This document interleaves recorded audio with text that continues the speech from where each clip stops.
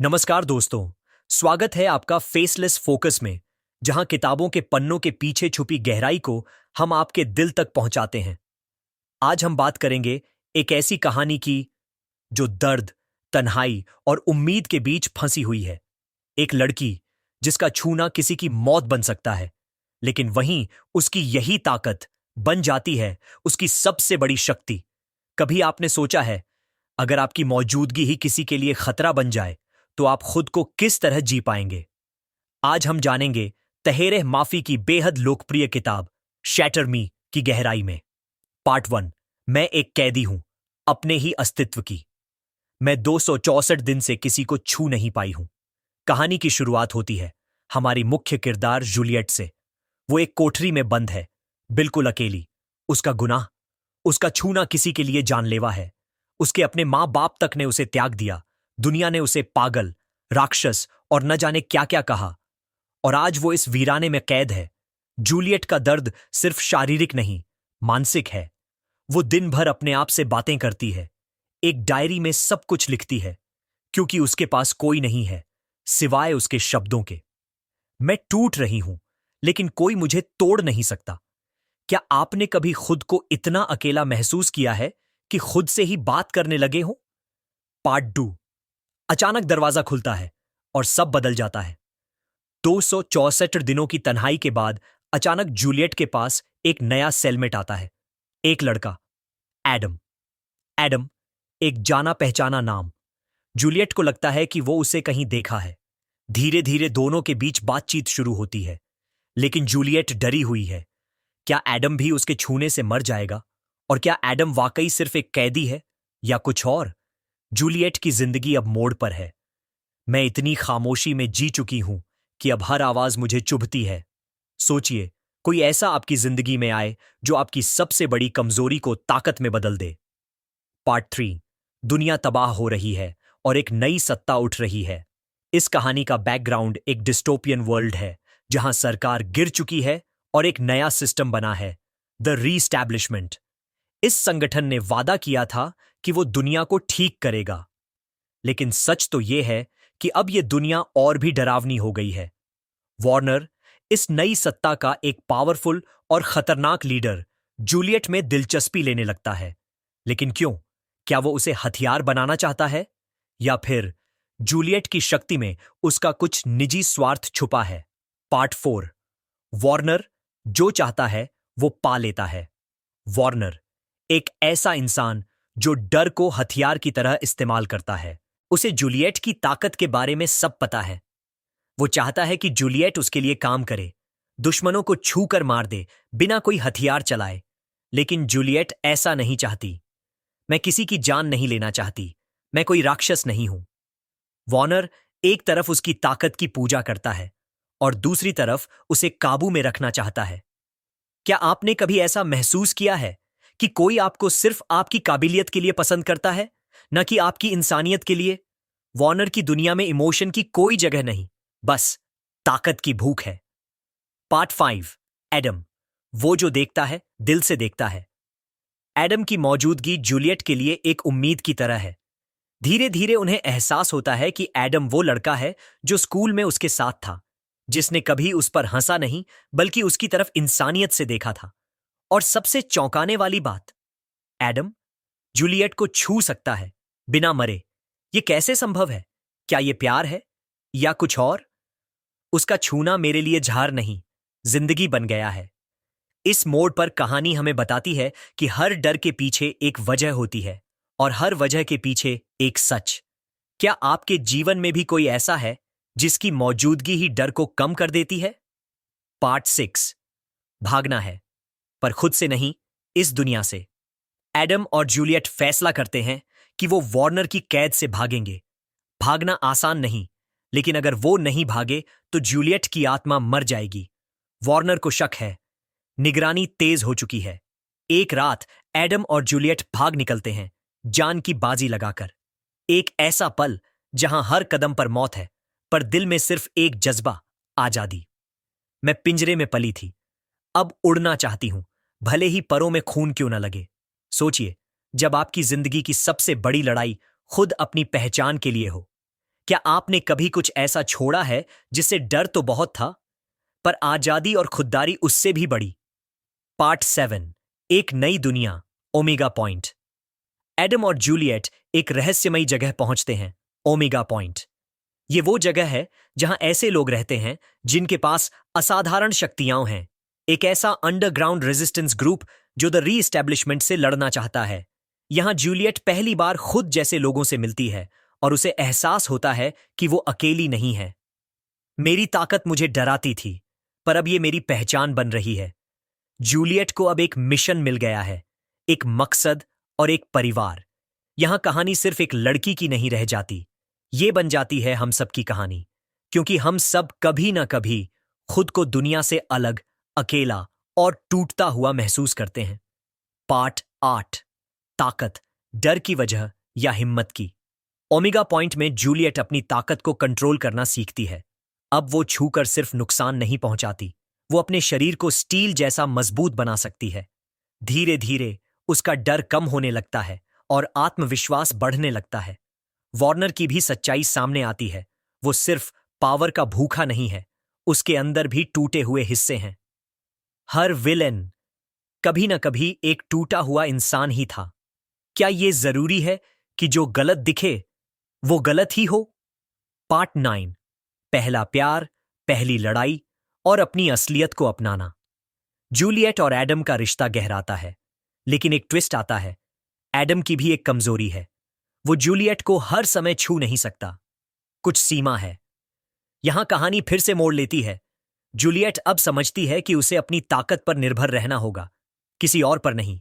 Warner भी एक बार फिर सामने आता है, लेकिन इस बार अलग रूप में। वो जूलियट से प्यार करने लगा है। अब जूलियट के सामने दो रास्ते हैं। 1, एडम जो उसे आजादी देता है।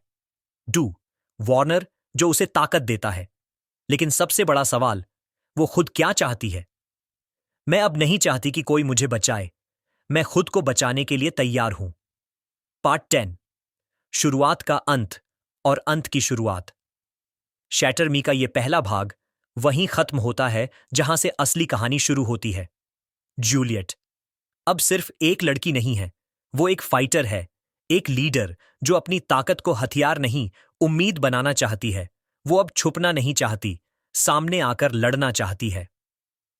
पार्ट 11, जूलियट जो अब भागती नहीं, टकराती है। जूलियट अब ओमेगा पॉइंट में ट्रेनिंग ले रही है। वो सिर्फ अपनी ताकत को काबू में नहीं रख रही, बल्कि उसे हथियार बना रही है। वो अब पहले जैसी डरपोक, सहमी हुई लड़की नहीं रही। अब वो हर दिन खुद से, अपनी कमजोरी से, अपने डर से लड़ रही है। डर लगना बुरा नहीं है, डर के आगे झुकना बुरा है। सोचिए, एक वक्त था जब जूलियट को खुद की आंखों में देखने की हिम्मत नहीं थी, और अब वो अपनी ही ताकत से दूसरों को बचाने की तैयारी कर रही है। क्या आपने भी कभी अपनी ही कमजोरी को ताकत में बदला है? पार्ट 12, वार्नर, दुश्मन या कुछ और।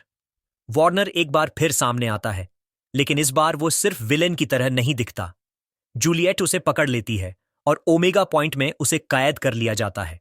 लेकिन जब जूलियट उसे करीब से समझती है तो एक नई परत खुलती है। वार्नर के भी जख्म हैं। उसने जो कुछ भी किया, उसके पीछे एक टूटा हुआ बचपन, एक बेरहम पिता और अधूरी मोहब्बत छुपी थी। वार्नर की सबसे बड़ी खासियत, वो भी जूलियट को छू सकता है बिना किसी नुकसान के।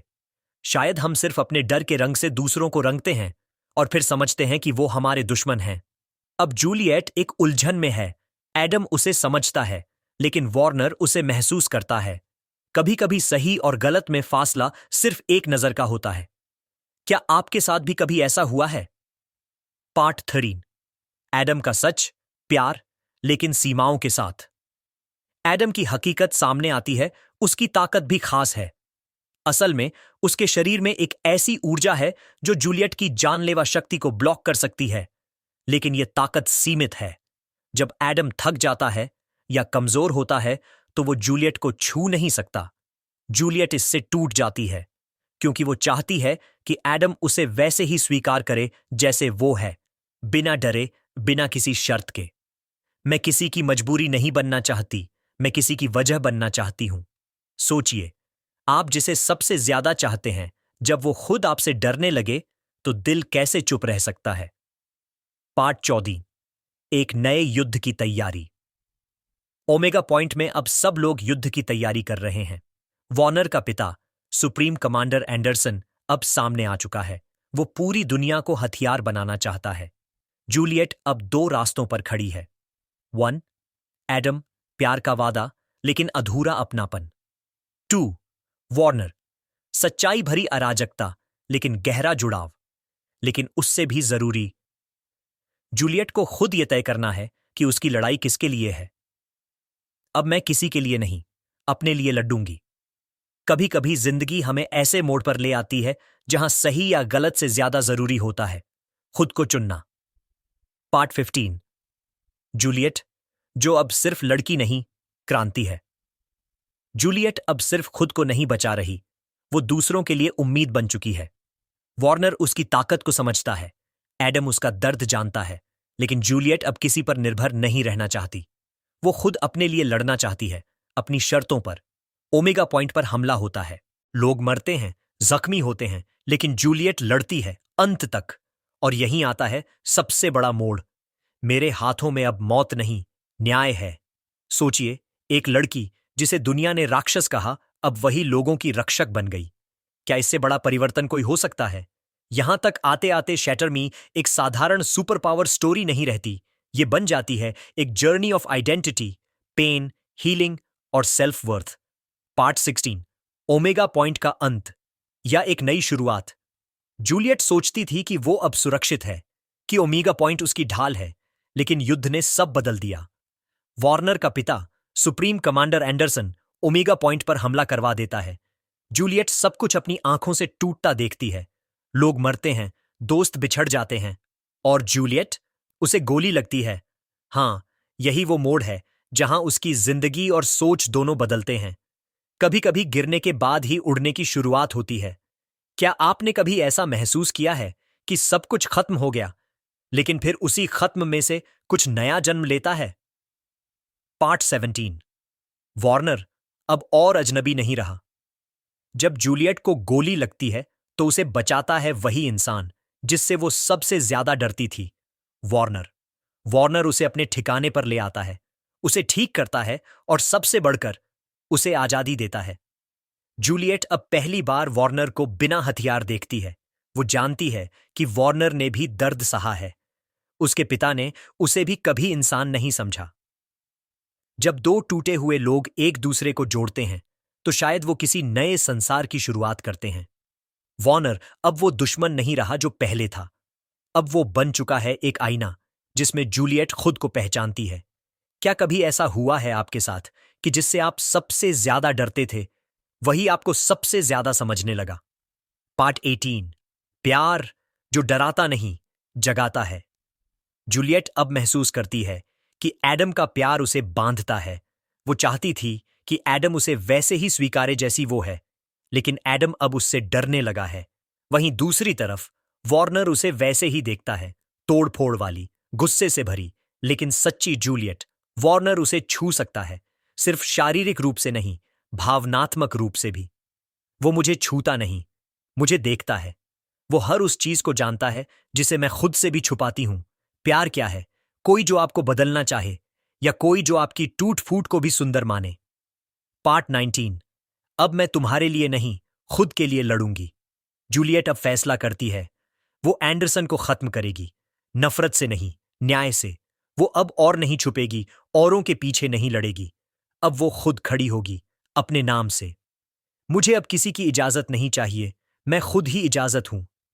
क्या आप सोच सकते हैं कि एक लड़की जिसे कभी खुद को देखना भी गुनाह लगता था, अब उसी दुनिया के सबसे ताकतवर इंसान को चुनौती दे रही है? पार्ट 20, अंत जहां से शुरुआत होती है। जूलियट सुप्रीम कमांडर एंडरसन के सामने जाती है, डर नहीं बल्कि संकल्प लेकर। वॉर्नर, केंजी और बाकी लड़ाके उसके साथ हैं। जूलियट की ताकत अब सिर्फ छूने से मारने की नहीं रही, अब वो उसे कंट्रोल करना जानती है। और वो गोली चलाती है, एंडरसन को मार देती है। मैं अब किसी की कैदी नहीं हूं, मैं अब अपनी ही किस्मत की रचयिता हूं। और वहीं से शुरू होता है अगला चैप्टर, एक नई दुनिया की उम्मीद। Reflective pause. अब सोचिए, हम सब के अंदर भी कोई ना कोई जूलियट छिपी होती है, जो दूसरों की नजर से खुद को देखने लगती है, जो अपनी ताकत को डर समझ बैठती है, जो बस एक मौके की तलाश में होती है खुद को पहचानने की। क्या आपके अंदर भी कोई ऐसी ताकत है जिसे आप अब तक कमजोरी समझते रहे हैं? जवाब हमें कमेंट में जरूर बताइए। आपकी सबसे बड़ी कमजोरी, जो असल में आपकी सबसे बड़ी ताकत बन सकती है, वो क्या है? पार्ट 21। जूलियट अब सिर्फ लड़की नहीं, एक इनकलाब है। अब जूलियट ने सिर्फ एंडरसन को हराया नहीं है, बल्कि अपने अतीत को भी तोड़कर फेंक दिया है। वो अब डरती नहीं है कि लोग क्या कहेंगे। वो अब छुपती नहीं है कि अगर उसने खुद को जाहिर किया तो क्या बुरा हो जाएगा। मैं अब वो नहीं जो कभी थी। मैं अब वो हूं जो मैं हमेशा से बनना चाहती थी। जूलियट अब रीस्टैब्लिशमेंट को चैलेंज करने की तैयारी में है। वो जानती है कि एंडरसन की मौत एक शुरुआत है, अंत नहीं। पार्ट बाइटीज, रिश्ते जो हमें तोड़ते भी हैं और जोड़ते भी। अब जब एंडरसन मारा गया, एडम को लगता है कि सब खत्म हो गया। वो सोचता है कि जूलियट वापस उसकी जिंदगी में आएगी, लेकिन जूलियट अब बदल चुकी है। वो अब किसी की जिम्मेदारी नहीं बनना चाहती, वो खुद को जीना चाहती है। वार्नर के साथ उसका रिश्ता और गहरा हो जाता है। वार्नर ने कभी उसे बचाने की कोशिश नहीं की, उसने हमेशा उसे उजागर किया। शायद सच्चा रिश्ता वही होता है जो हमें हमारे सबसे असली रूप में स्वीकार कर ले। क्या आपके जीवन में भी कोई ऐसा रिश्ता है जिसने आपको खुद से मिलवाया हो? पार्ट 23, केंजी, ह्यूमर के पीछे छुपा दर्द। इस पूरी कहानी में एक किरदार है जो शायद बहुत अंडररेटेड है, केंजी। वो हर समय मजाक करता है, सबको हंसाता है, लेकिन उसके अंदर भी एक अकेलापन है। जूलियट और केंजी के बीच की दोस्ती हमें ये दिखाती है कि जिंदगी में सिर्फ प्यार नहीं, दोस्ती भी एक हीलिंग पावर होती है। केंजी कभी जूलियट को जज नहीं करता, वो उसे जैसा है वैसे ही समझता है। हर हीरो को एक ऐसा दोस्त चाहिए जो उसे उसकी इंसानियत याद दिला सके। क्या आपके पास भी ऐसा कोई दोस्त है?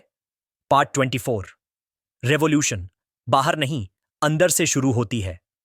अब जूलियट सिर्फ रीस्टैब्लिशमेंट से नहीं लड़ रही, वो लड़ रही है उस सोच से जिसने उसे बताया कि तू खतरनाक है, तू अलग है, तू डरावनी है।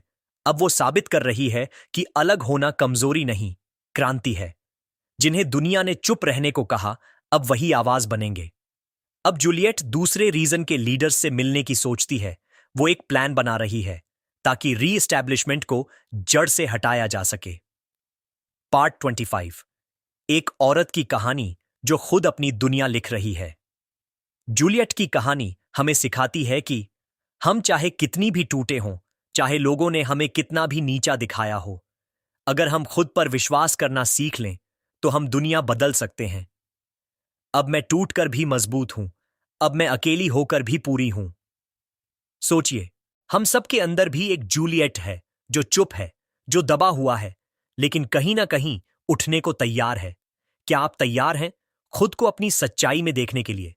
पार्ट 26, जूलियट अब वो नाम है जो दुनिया बदलने वाला है। अब जूलियट सिर्फ एक लड़की नहीं है, अब वो है एक नाम, एक चेहरा, एक प्रतीक। रीएस्टैब्लिशमेंट ने जो कुछ भी छीन लिया था, अब वो सब कुछ जूलियट वापस लेने को तैयार है। वो दूसरे सेक्टर्स में लीडर्स से मिलने जा रही है। बातचीत, रणनीति और अगर जरूरत पड़ी तो टकराव। अगर मैं चुप रहूंगी तो मैं भी दोषी बन जाऊंगी। सोचिए, एक वक्त था जब उसे किसी से नजर मिलाने में डर लगता था। अब वो उन लोगों की आंखों में आंखें डाल रही है जिन्होंने दुनिया को बर्बाद किया। पार्ट 27, वार्नर का प्यार जो कमजोर नहीं, मजबूत बनाता है। वार्नर और जूलियट का रिश्ता अब और गहरा हो गया है। अब यह सिर्फ एक इमोशनल बॉन्ड नहीं है, यह है एक शेयर्ड मिशन, एक म्यूचुअल रिस्पेक्ट। वार्नर उसे कभी रोकता नहीं, वो हमेशा उसका रास्ता साफ करता है, लेकिन उसके साथ कदम से कदम मिलाकर चलता है। प्यार वो नहीं जो आपको रोक दे, प्यार वो है जो आपको उड़ने में मदद करे।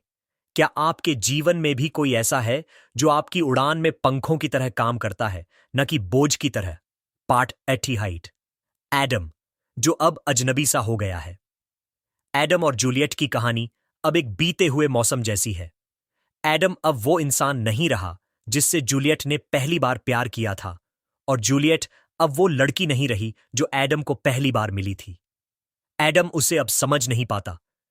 वो चाहता है कि सब वापस पहले जैसा हो जाए, लेकिन कुछ चीजें वापस नहीं आती, और कुछ रिश्ते सिर्फ हमें सही दिशा दिखाने के लिए आते हैं, साथ निभाने के लिए नहीं। कुछ लोग आपकी किताब में पहला चैप्टर होते हैं, पर इसका मतलब ये नहीं कि वो अंत तक रहेंगे। पार्ट 29, केंजी और जूलियट, दोस्ती जो बैलेंस देती है। केंजी अब भी जूलियट का सबसे करीबी है। वो उसकी ताकत को भी समझता है और उसकी इंसानियत को भी। जब जूलियट थक जाती है तो केंजी उसे हंसाता है।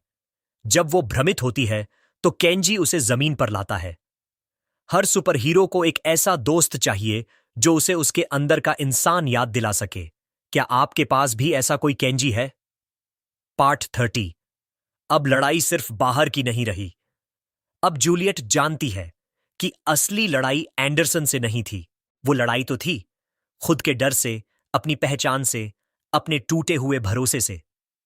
री-एस्टैब्लिशमेंट को हराना आसान है, पर खुद पर भरोसा जीतना सबसे मुश्किल लड़ाई होती है। अब जूलियट ने यह लड़ाई जीत ली है। फाइनल रिफ्लेक्शन, सोचने वाली बात। जूलियट की कहानी कोई काल्पनिक फैंटेसी नहीं है। यह कहानी है हम सबकी अंदरूनी लड़ाई की, जहां कोई हमें बताता है कि हम कमजोर हैं और हमें खुद यह साबित करना होता है कि हम बहुत ज्यादा हैं। क्या आपने कभी महसूस किया है कि दुनिया से ज्यादा खतरनाक आवाज वो होती है जो आपके अंदर से आती है? और अगर आपने उस आवाज को चुप करा दिया तो फिर आपको कोई नहीं रोक सकता। पार्ट 31, अब डर की नहीं, उम्मीद की सत्ता होगी। जूलियट जानती है एंडरसन की मौत से एक आतंक खत्म हुआ है, लेकिन डर अब भी लोगों के दिल में जिंदा है। और वो डर सिर्फ ताकत से नहीं हटेगा। उसके लिए चाहिए एक नई सोच, एक नई शुरुआत। जूलियट अब सिर्फ पुराना सिस्टम तोड़ना नहीं चाहती, वो एक नया सिस्टम बनाना चाहती है। अगर मैं सिर्फ नफरत से जवाब दूंगी तो मैं वही बन जाऊंगी जिससे मैंने लड़ाई की थी। अब वो सोच रही है, स्कूल कैसे होंगे, बच्चे क्या सीखेंगे, लोग एक दूसरे को कैसे देखेंगे। सोचिए, हम अक्सर बदलाव मांगते हैं, लेकिन क्या हमने कभी सोचा है कि उस बदलाव के बाद क्या? पार्ट 32, न्यू ऑर्डर, लेकिन बिना तानाशाही के। वार्नर अब जूलियट के साथ बैठकर योजनाएं बना रहा है। पहली बार वो दोनों बात कर रहे हैं, बिना बंदूक के, बिना डर के, और सबसे जरूरी, बिना ईगो के। जूलियट कहती है, अगर हम वही गलती दोहराएंगे तो इतिहास एक बार फिर खून से लिखा जाएगा। वार्नर सहमत है। अब सत्ता का मतलब कंट्रोल नहीं, कनेक्शन होगा। अब लोगों की आवाज सुनी जाएगी। क्या कभी आपने सोचा है कि एक सही लीडर कैसा होता है? वो जो सबसे आगे चलता है, या वो जो सबसे पीछे रहकर सबको आगे बढ़ाता है? पार्ट 33, जूलियट की खुद से हुई आखिरी बातचीत। जूलियट अब अकेली बैठती है, एक शांत कमरे में। चारों तरफ सन्नाटा है, लेकिन अंदर एक हलचल सी है। वो खुद से पूछती है, क्या मैं वो सब कर पाऊंगी जिसकी मैंने कसम खाई है? और फिर वो आईना देखती है। उसे वो लड़की दिखती है जो कभी लोगों को छूने से डरती थी, जो हर वक्त चुप रहती थी, जिसे अपनी परछाई से भी डर लगता था। लेकिन अब वो लड़की एक क्रांति बन चुकी है। मैं अब भी डरती हूं, पर अब डर मेरे रास्ते में नहीं, मेरे साथ चलता है। पार्ट 34, फेसलेस से फियरलेस तक का सफर। जूलियट का सफर सिर्फ एक फिक्शन नहीं, ये हर उस इंसान की कहानी है जो कभी नजरअंदाज किया गया, कभी खुद से नफरत की, कभी अपने आप को सबसे बड़ी सजा दी, लेकिन फिर धीरे धीरे खुद से दोस्ती की। जूलियट ने अपना नाम वापस लिया, अपनी ताकत को गले लगाया, और सबसे ज्यादा अपनी आवाज को जिंदा रखा। अब मैं वो कहानी नहीं जिसे कोई और लिखेगा, मैं अब खुद अपनी किताब हूं। अब आप सोचिए, क्या आप भी कहीं अंदर से अपनी आवाज को दबा रहे हैं? क्या आपने भी कभी खुद को ऐसा महसूस कराया है जैसे आप जैसे हैं वैसे होना एक गुनाह है? अगर हां, तो शायद अब वक्त है खुद के पक्ष में खड़े होने का। अगर आपको यह वीडियो पसंद आया, लाइक कीजिए, कमेंट करके बताइए कि आपको सबसे ज्यादा क्या छू गया। और अगर आप ऐसे ही गहराई में उतरने वाले अनुभव हर हफ्ते चाहते हैं, तो फेसलेस फोकस को सब्सक्राइब कीजिए। यहां हम सिर्फ किताबों की बातें नहीं करते, हम खुद को समझने की कोशिश करते हैं। अगली किताब में फिर मिलते हैं। तब तक सोचिए, समझिए और आगे बढ़ते रहिए।